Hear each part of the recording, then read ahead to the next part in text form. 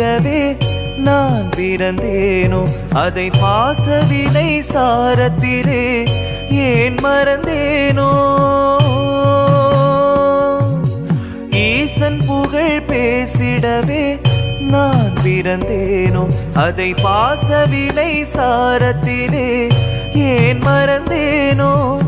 ஆசைகளை வேஷங்களை நான் விடுவேனோ அந்த மாசகன்ற சோதியனை சேர்ந்திடுவேனோ